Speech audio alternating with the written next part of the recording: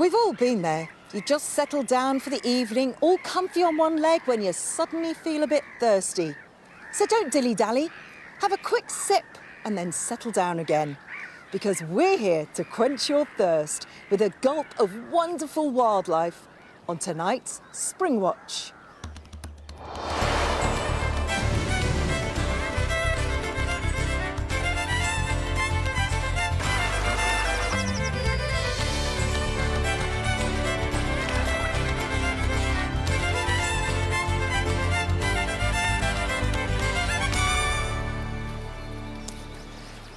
Hello and welcome to Springwatch 2022, coming to you live from Wild Ken Hill up on the northeast coast of Norfolk. We're here for 3 weeks, 8 o'clock until 9 o'clock, Mondays to Thursdays, bringing you the very best of British wildlife. And we started off well last night, I think. The Osmia.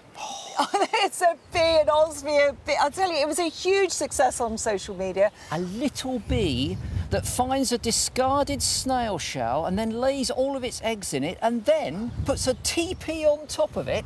I know what you're thinking, it's going to be hard to beat, but we'll rise to the challenge because I can guarantee that we've got plenty of great wildlife coming up for the remainder of the series. But I've got to say, earlier today, it's been a bit cold and damp here, to say the least. Oh, the heavens opened, didn't they? I mean, it's still spitting a bit now and it's chilly. I know, we were trying to tell everyone we saw a tornado. In fact, it was a water spout. But look, the wildlife was dreaming of umbrellas. It had to hunker down in what can only be described as a torrential downpour. It really, really did come down this afternoon. And of course, many of our birds, particularly those nesting in the open and those with young, trying to look after those. Look at the skylark here. Thankfully, those youngsters are underneath that bird. In the kite's nest, one of the youngsters, what an idiot, didn't manage to get underneath the female who was doing our best to protect the other one. Look at them. They look miserable, don't they? Well, they probably are miserable, to be quite honest with you. The herons are really, really exposed, but at least they're quite large and robust at this point. So it is cold and it is wet, but our spirits are not in any way dampened. And one of our long-lens cameramen, Mark Yates, is out here somewhere in the fields looking for wildlife. Whatever he finds, we're going to bring you live throughout the course of the evening. Here, he's got red-legged partridge out there. Look at that, skulking about, as they do. Playing hide and seek. Not a native species, introduced by the shooting fraternity, but very much part and parcel of our countryside these days. We have a theme running through this series, the restorative power of nature, although tonight I think it should be the restorative power of the sunshine, because I think we and all the wildlife could do with a bit of that. Hopefully spring really is on its way tomorrow. But, you know, this really is a brilliant place to be if you want to be immersed in nature, Wild Ken Hill, because it's farmed with nature in mind and there's so much wildlife to see. Hares, this is what we're seeing plenty of, these charismatic mammals on the farmland. You usually spot them when you see the little pair of ears poking up above the grass. Sometimes they're chilling in the daisies, other times you see them chasing each other through the poppies at speeds of up to 45 miles an hour. There was a recent study here on the farm that said there's 1 hare per acre, which is brilliant, and that's thanks to the field margins, the diversity of plants and the lack of pesticides and herbicides. I know, well look, lack of herbicides is speaking for itself in this field. Just look at all of the flowers we've got here. It's absolutely gorgeous, and it hasn't been mowed. It's no mow May, and look at it. I know. More of these flowers coming up later in the programme with another sensational piece of new science. But of course, we've got the whole area bugged with our remote cameras. We can take a look at some of those now. Here, we've got a choice of 9. I'll tell you what, let's go for those herons and see how they've got on after the rainstorm. There they are. There's a bit of a heron there. That looks like a sleeping heron to me. Yeah, they've dried off. You can still see some down there, indicating that they are youngsters and not adults. And that is a classic shot of 3 herons with their heads tucked very firmly under their wings, avoiding the inclement weather. You can't blame them though, can you? I mean, it has been wet and miserable and they are trying desperately hard to keep warm. But it's not just about us here in Norfolk. Megs is up north in Northumberland in Kielder Forest. Megs, have you been donating much blood today? Yes, I am on my very own road trip for this week. And look, I'm coming through a door in the middle of a forest, because who has a door in the middle of a forest? Well, Kielder Water and Forest Park certainly does. And of course, we've got lots of our cameras rigged up all across the forest and on the lake as well. And this is what we saw earlier on. This is a little grebe bringing some nesting material to its partner. Now, at this time of the year, they do have that chestnut throat and cheeks.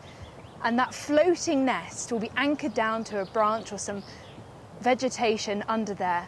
But what an idyllic scene that is, that gorgeous green reflection with the trees above. Oh, absolutely beautiful. I hope all the best for that nest, and I hope it succeeds, rearing lots of young as well. But of course, it's not just me. Yolo Williams is over on the Isle of Mull, and I hope you're surrounded by more than just midges, Yolo.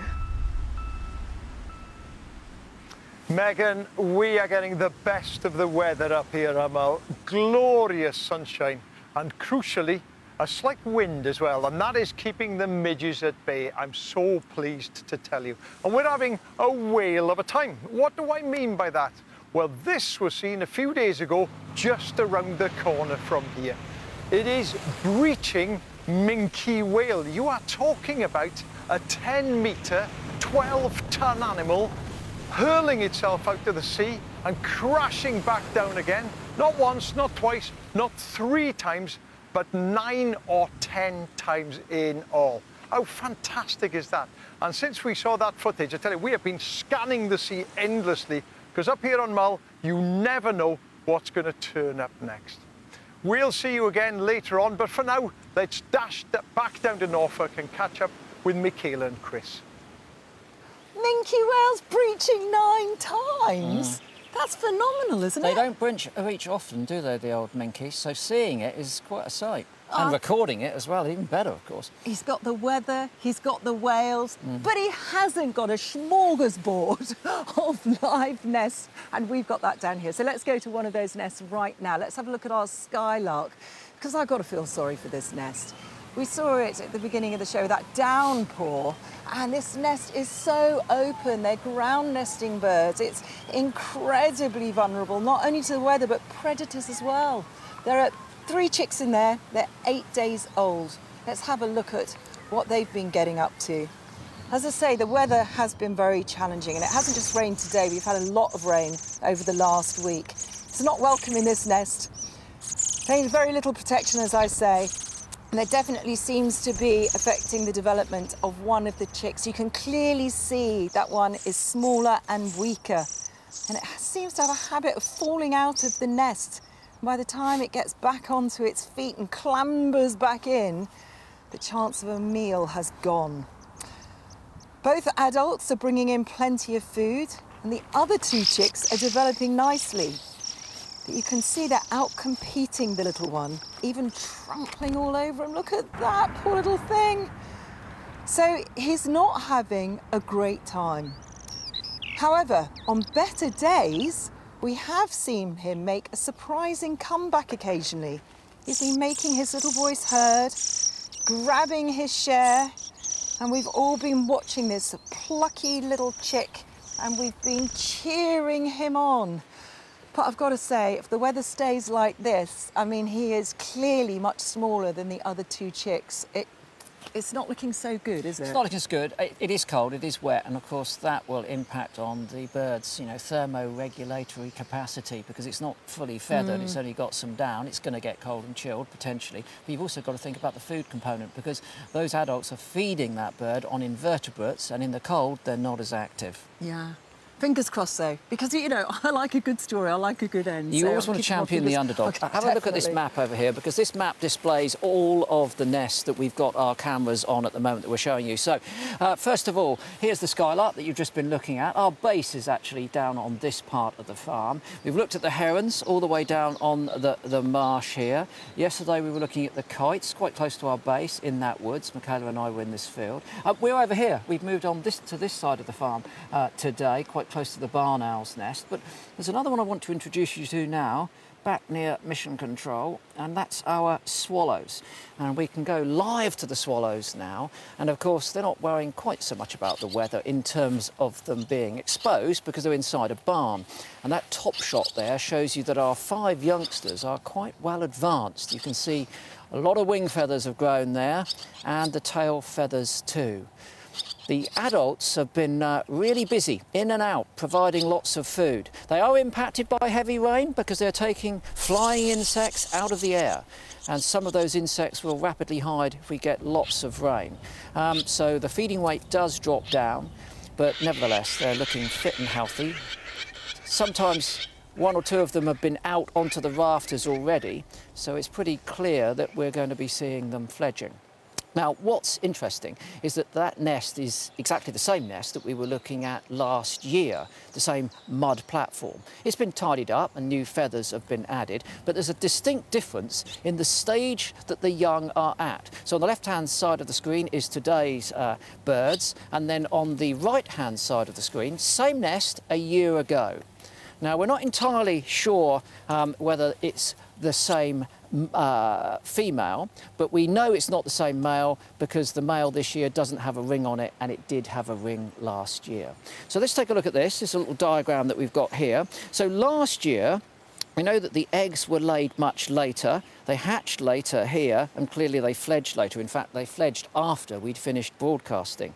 This year, however, the eggs were clearly laid much earlier, and they've hatched, as we've already seen, and they're going to fledge pretty soon, no doubt about that. So what has shifted the swallows into breeding earlier? Potentially the same female, certainly in the same nest, same place, same location geographically. Well, cast your mind back to 2021. We had a very, very cold spring, particularly April. Frosts in my neck of the woods. So that may have delayed the first laying.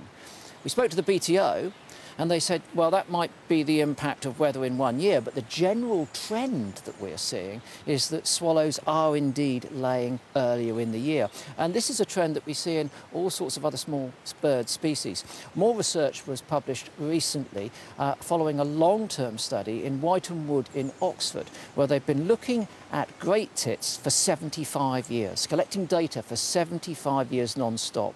And what they noticed was, in 1947, the first year of the study, the first great tit's egg was laid on April the 27th.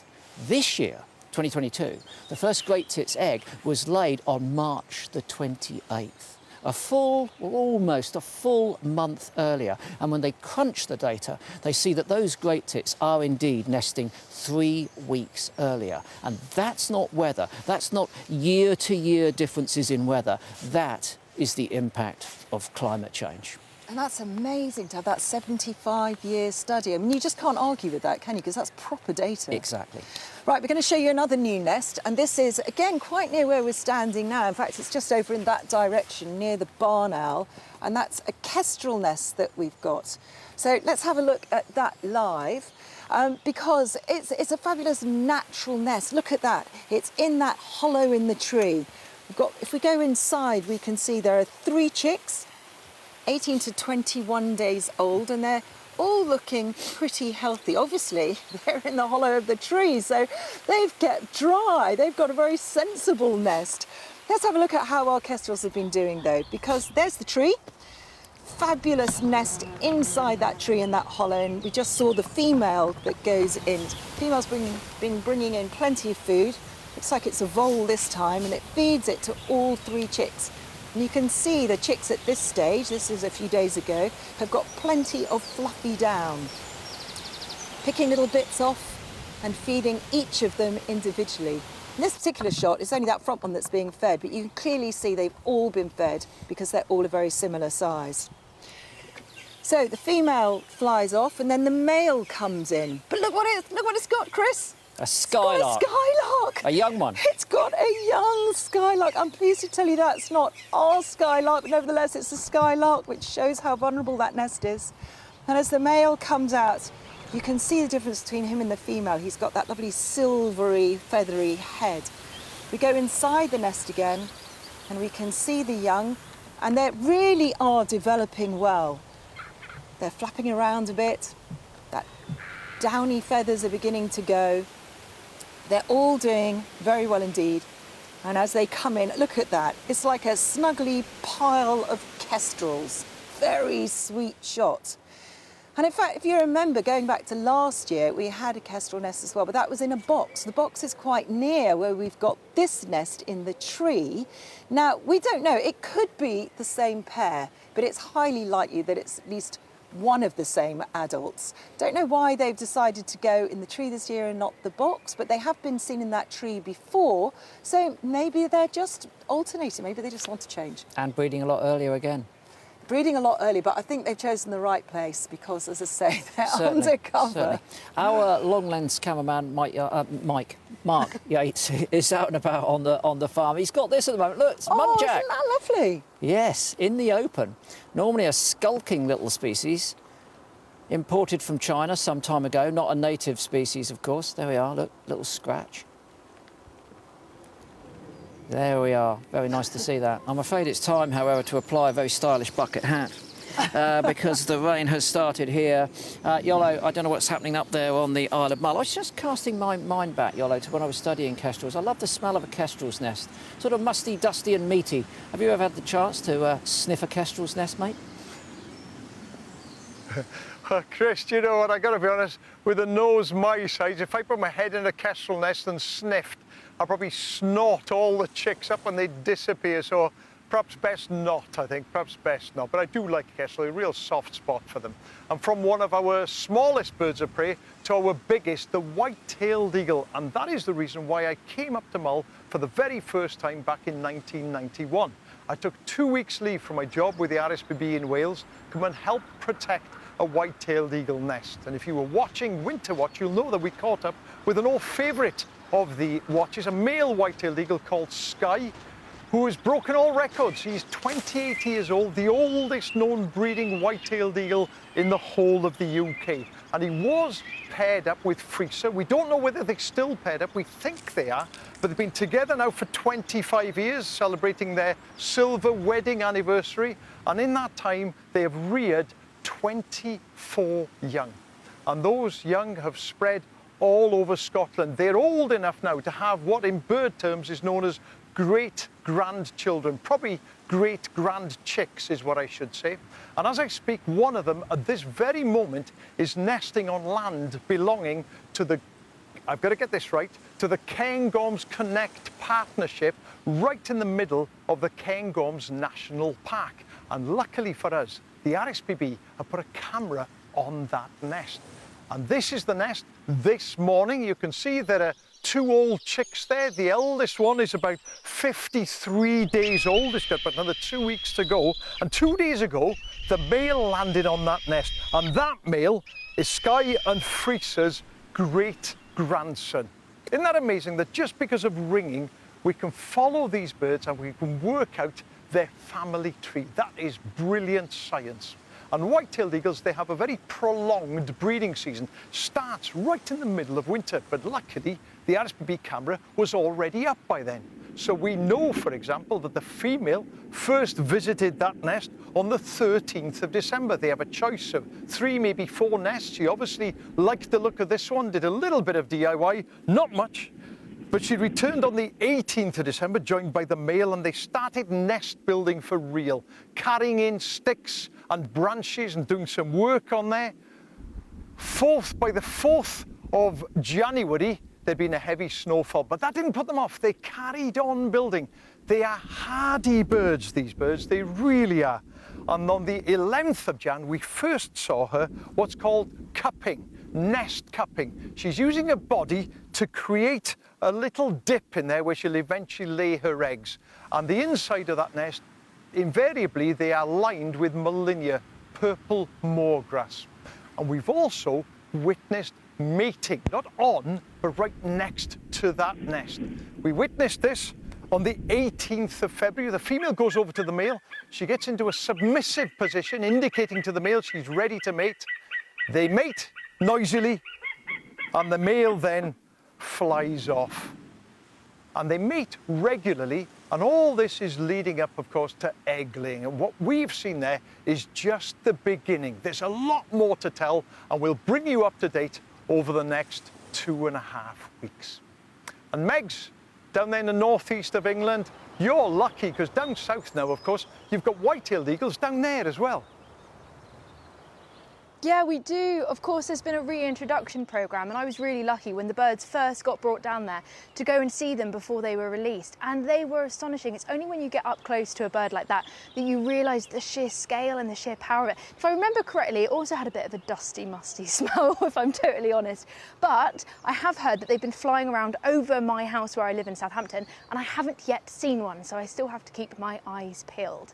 Now, there is a species, though, which I sometimes see, but I more often hear, and that, of course, is the tawny owl. There's actually 50,000 breeding pairs that we have here across the UK. They like deciduous and broadleaf woodland, and they're always a joy to see. And here in Kilda is the longest running study and ringing of tawny owls, certainly in the UK, perhaps even in Europe, and it's been going for over 40 years. And I was really lucky to meet up with Martin Davison from Forestry England to go and meet 2 new arrivals to the population. Hello! Hiya Megan, how are you? I'm really good. I'm really excited for this, I have to say. Should we go and see how they're doing? Most of the trees in Kilda are tall, straight conifers without natural holes the tawnies need to nest in. So the 200 nest boxes in the forest are a huge draw for the owls. Okay, here we are. Yep, here's the box. It's amazing to think what lies inside it. There we are. Okay. Yeah, no problem. Oh, that's great thing. Oh no. There we go. Hello, little one. It's fantastic, aren't they? It's incredible, isn't it? Because you can see the typical tawny colour and feathers starting to come through, and even on the side here, we're starting to get some adult feathers coming through. Do you know how old they are? These are about 15, 16 days old. I don't think I've ever had an owlet fall asleep in my hands before. Oh my goodness. Right, Megan, are you ready for the second one? I'm not sure I am. A big cuteness overload. Hello, little one. And just pop that one in your hand as Yeah, well. of course. Get your feet tucked in, nice and warm. Well, we better get them processed, get them ringed and weighed, and see how healthy they are. It's the middle of the night for the sleepy nocturnal owls, but it's the perfect time for Martin to safely collect the all-important data.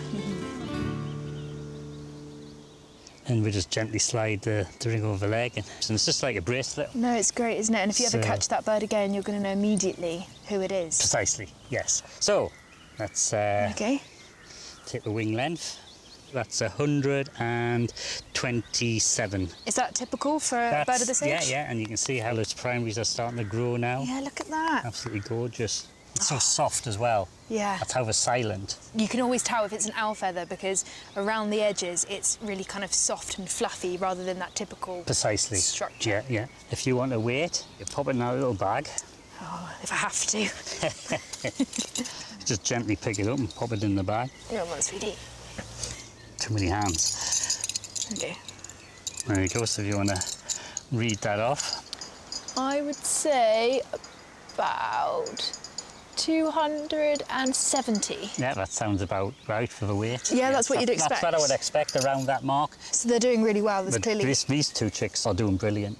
From a personal perspective, you know, coming to monitor these populations over the course of a number of years must be something that's incredibly rewarding and exciting for you. Knowing which box that bird came out of and then where it's now settled down to breed is really exciting. What an impressive thing, and what an amazing animal.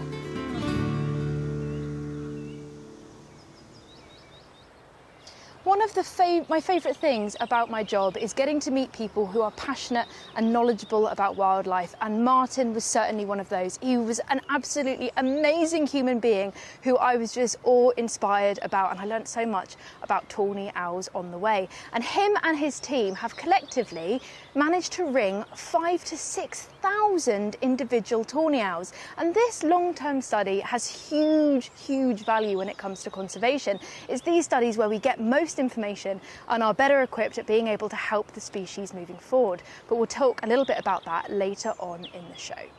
Now, everyone has a favourite animal when they're a child. Some like to go around the garden following bees. Some like to go around the garden following butterflies. But for me, I like to look under look under logs and rocks and find things scuttling around in the undergrowth. And today, they're still one of my favourites.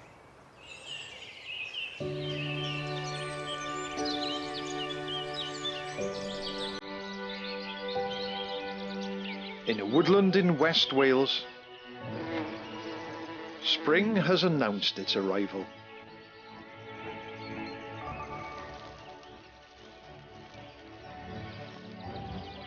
A bonanza of blooms stretch for the sun, triggered by longer and warmer days. But it's not just the flowers that have awoken. Bumblebees,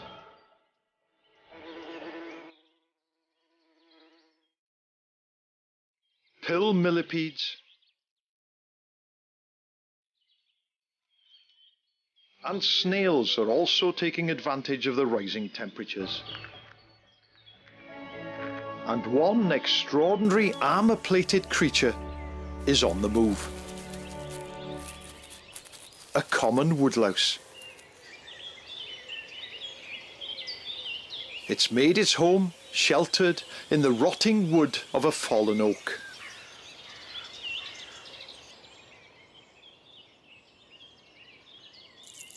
Its body has an exoskeleton made up of 13 segments.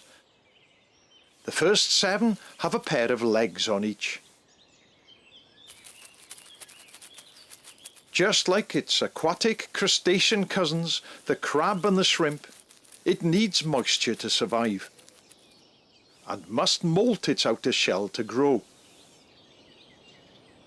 First, the back half is shed, followed a day or 2 later by the front.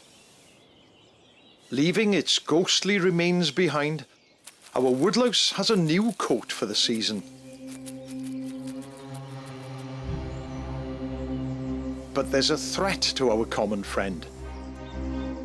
Spring has also awoken a deadly predator. Deep in these subterranean tunnels, the creature lurks, waiting to skewer a tasty meal. The woodlouse spider. It lives tucked away in a crevice within this wooden maze and has chosen its home wisely. Right by a woodlouse highway.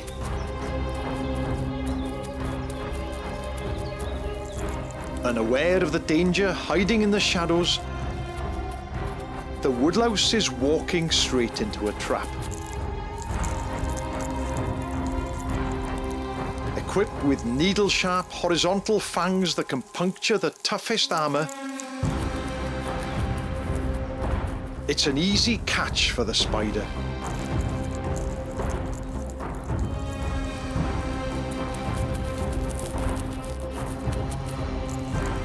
The predator latches onto its prey, and when it strikes, there's no escaping the 8-legged assassin.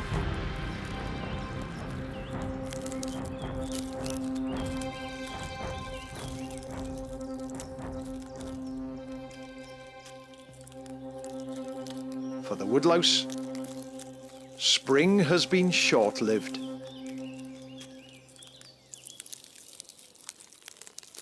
But for the spider, the sustenance will see it through. Until the next unsuspecting common woodlouse scuttles into view.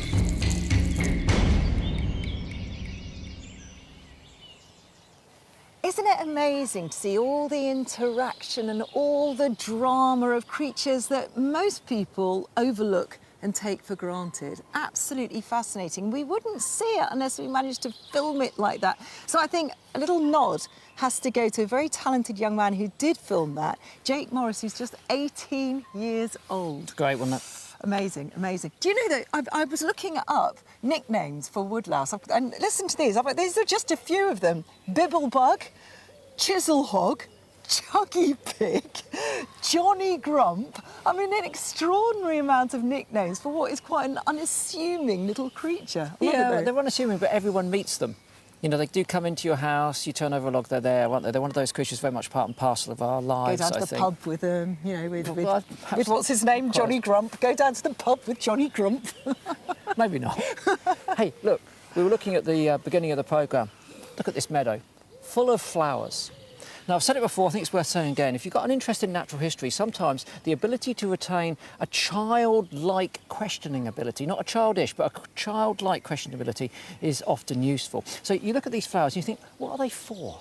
There's got to be a reason for them. What are the flowers for?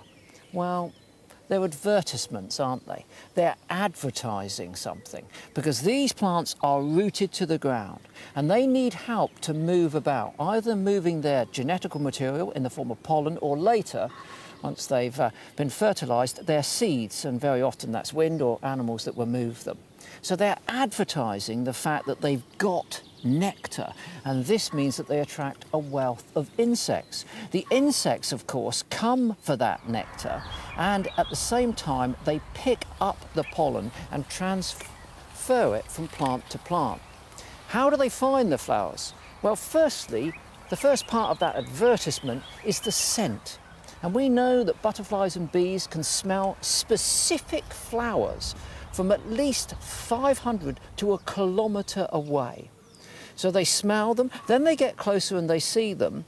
Now, remember, their eyes are different than ours. They're very often looking in the ultraviolet part of the spectrum. So when we look down at these daisies, they're white and yellow and the clover is purple. But to the insects, it could be completely different.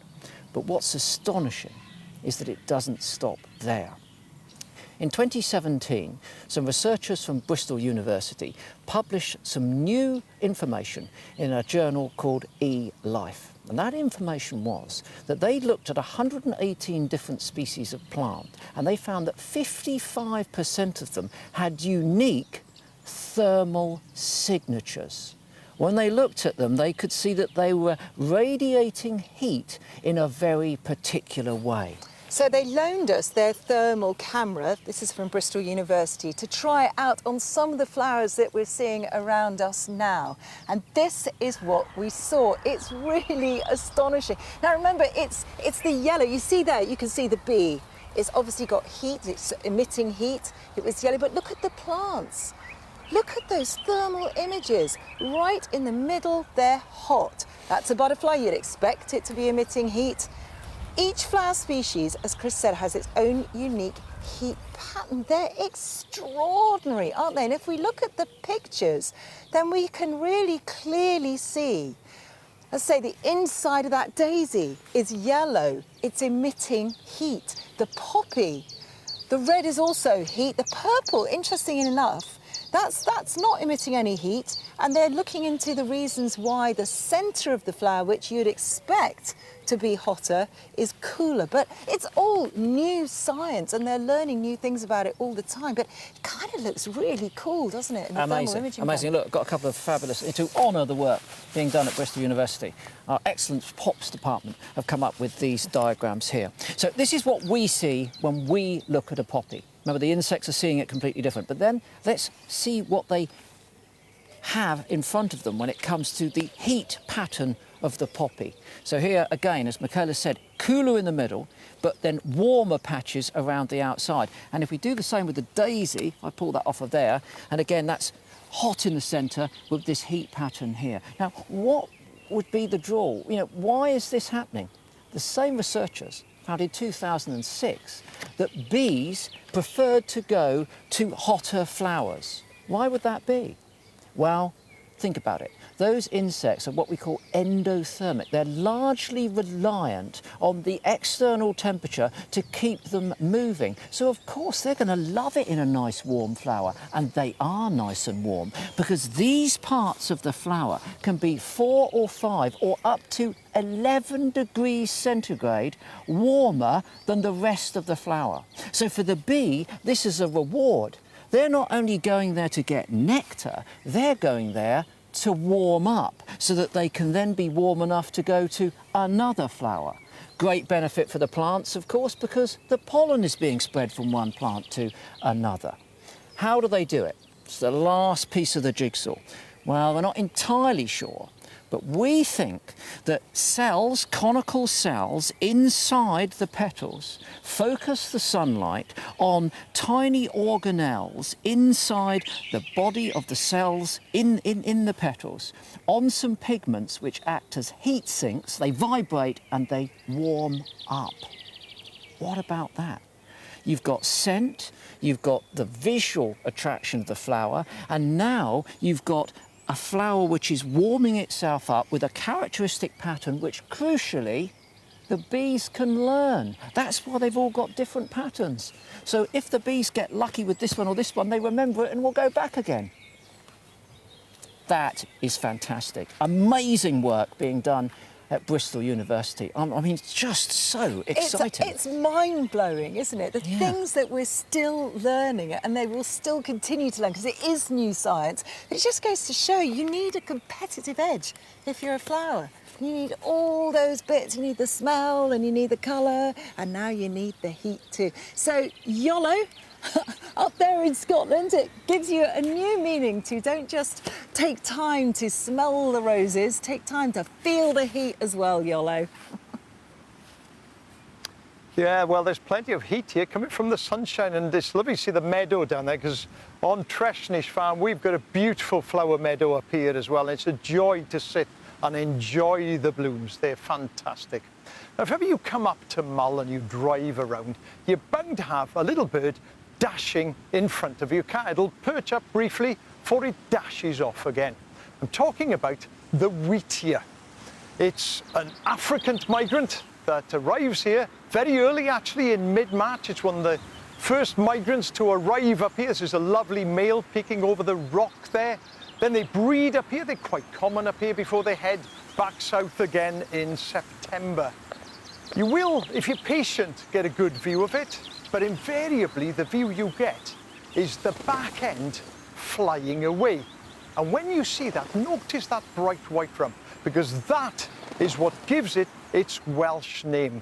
The Welsh name is Tynwen y Garn. Literally, it means the white-bummed bird of the rocks. Isn't that a brilliant name? So the next time you see a wheatear, think that is the white-bummed bird of the rocks.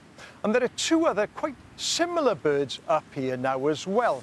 Talking about the chats, the stone chat and the wind chat. And the stone chat, perky little bird, sits up often on gorse or on a post, chacking away there. It's a resident here all year round. The wind chat, on the other hand, well, that's a migrant. A late arrival. It arrives late April usually up here, prefers brackeny covered areas. And the name, well, that's significant, whin chat. Whin is the old Northern English name for furze or gorse, and referring to rough habitat just like this. That tells you where you find the bird. But how about the stone chat? Where does that get its name? Well, let me just get my rocks out. Have a look at this. Listen to this.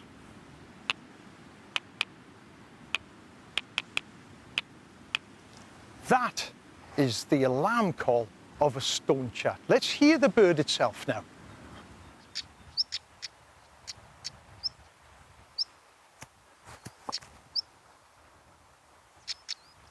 Isn't that brilliant? And you might laugh thinking, banging two rocks together, but I tell you what, I've attracted a male stone chat to me by hiding in the gorse and banging those rocks. It's come in to have a look and alarm at me.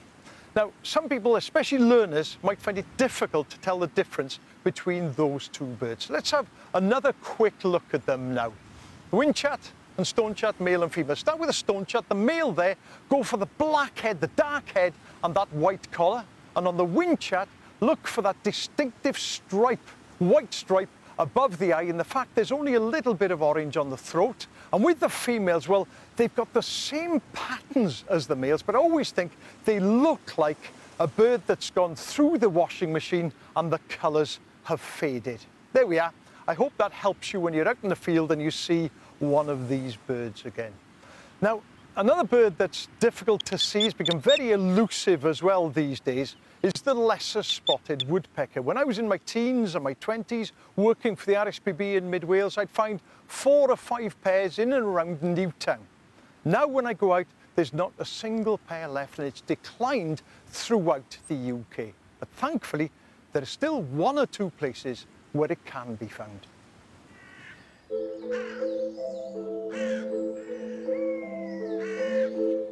The frost still clings to the ground in Sherwood Forest. But it isn't just the warming sun that spring brings to the woodland. This sound is the signal for RSPB volunteers Indy Green and Jack Badams to start their mission for the day. We're out here looking for the brilliant lesser-spotted woodpecker. Lesser-spotted woodpeckers are a really, really rare bird species, and they are really declining across the UK, but we have a relatively stable population in Sherwood Forest. With numbers falling nationally by up to 80% in recent years, places like Sherwood Forest have become a lifeline for these elusive birds. But they're not easy to find. The lesser-spotted woodpecker is the tiny bird with the titanic territory. One lesser-spotted woodpecker pair can have a territory that within it could host up to 500 blue tits. They're such incredibly secretive birds. For most of the year, they just melt into the forest. They're a tiny little sparrow-sized bird, and you only get this really brief period of activity where they go from being massively introverted to hugely extroverted, and they start drumming and they start displaying and they're setting up their territories, but it only lasts from maybe end of February through to mid-March. Jack and Indy are trying to map their territories, but they only have 2 weeks to get what they need before the birds stop drumming, settle down to nest, and new leaves on the trees render them almost invisible. So they split up, allowing them to track the woodpecker's movements. Anything down your end yet? Yeah, I'm just going to walk up a little bit further. I'm nearly at the top of the track. And whilst their communication may be electronic, the old methods prove best for listening for drumming. Look a bit daft doing this, but it does help.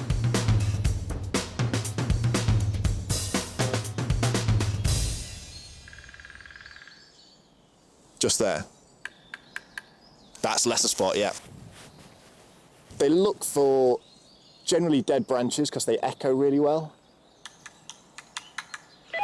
We've got it drumming at the top of a birch tree.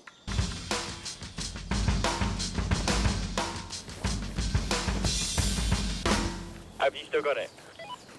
Yeah, I've got it. It's right above the path, yeah. Right underneath it now. Just the one, female, now taken off and flying straight down the length of the path towards you.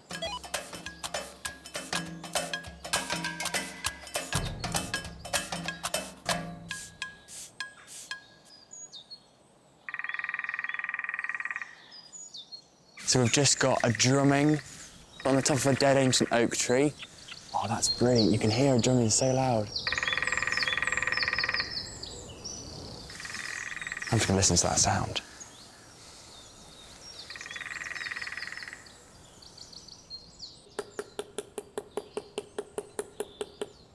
The woodpecker's drumming is their version of a song.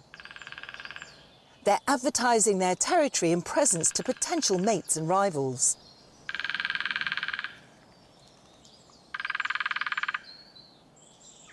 And she's just found a different piece of wood.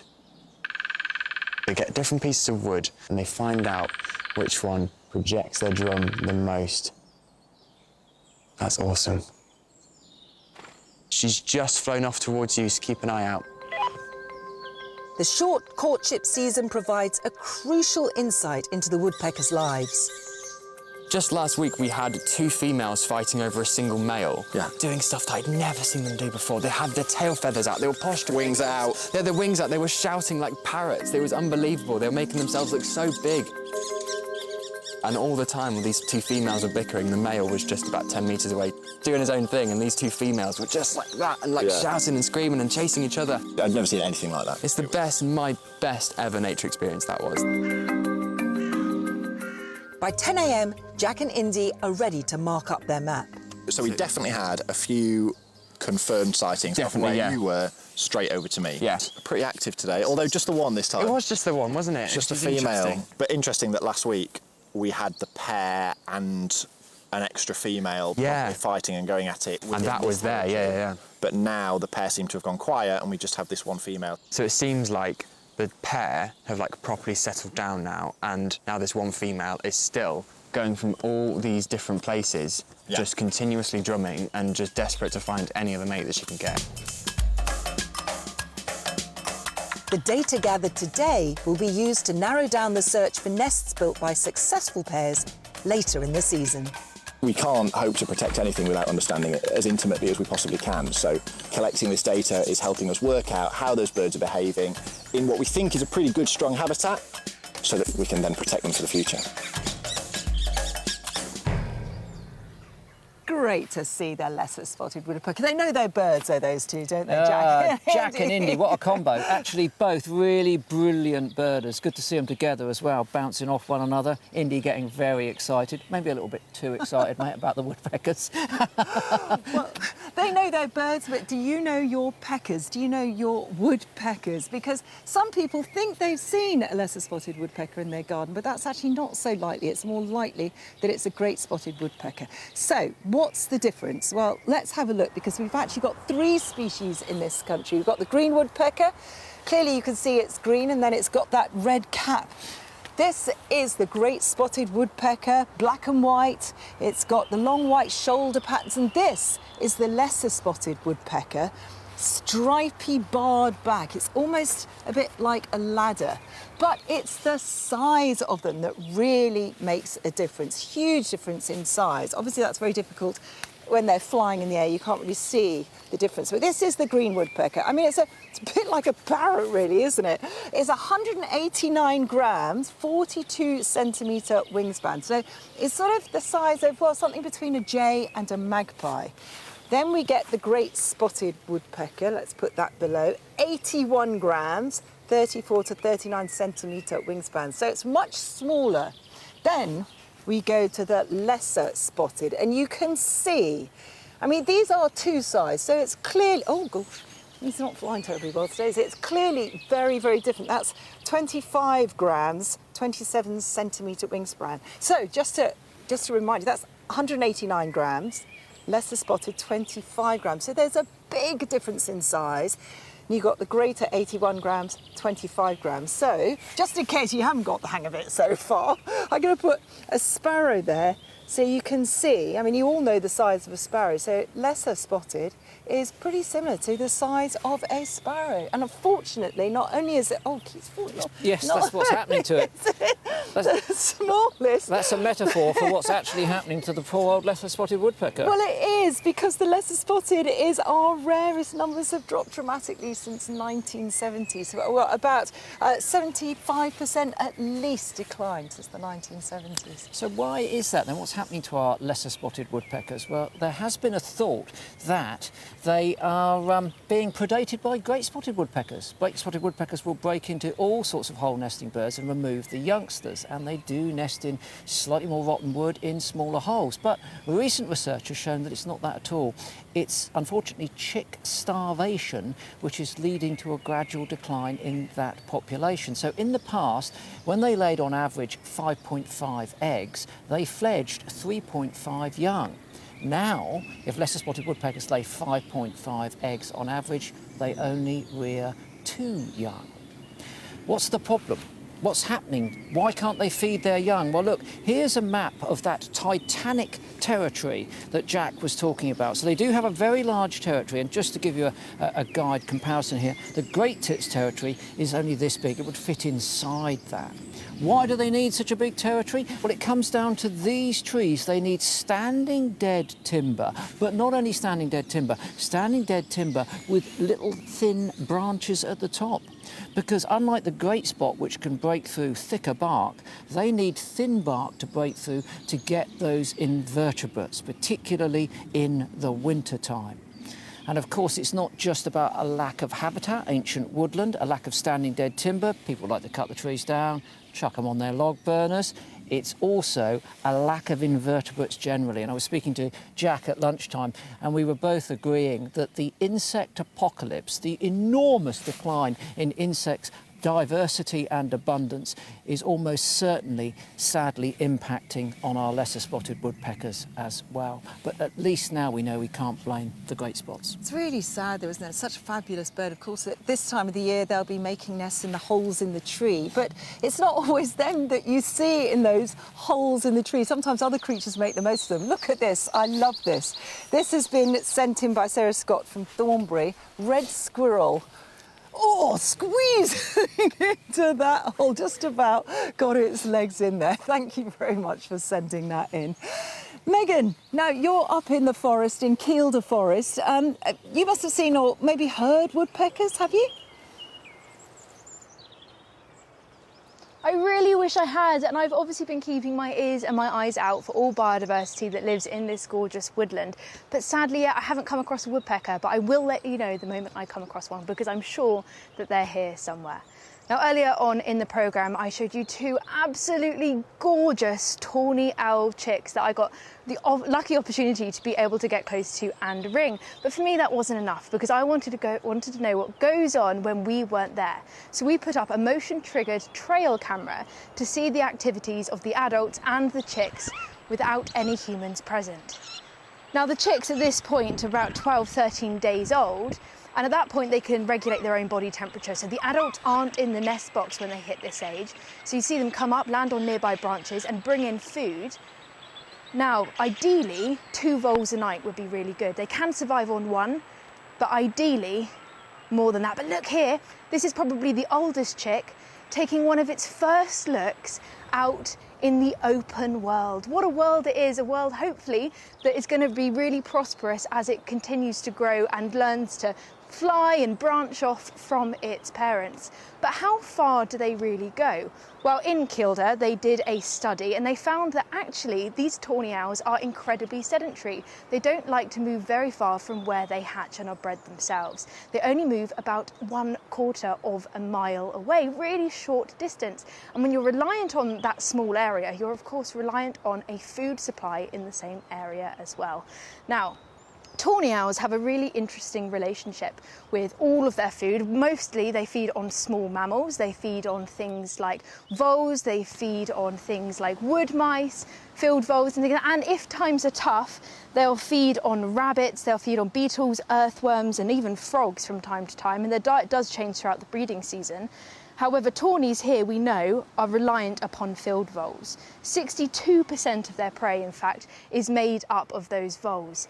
But the problem with field voles, well, not the problem, they're fantastic animals, but they go through natural fluctuations in their population numbers. And this is a cycle that happens every 2 to 3 years. And what you see down here, this is our field vole density. And you can see a massive drop and then a huge spike, a drop and a spike, a drop and a spike. And then when you look at the number of fledglings on tawny owls, you can see it mirrors dramatically the number of field voles.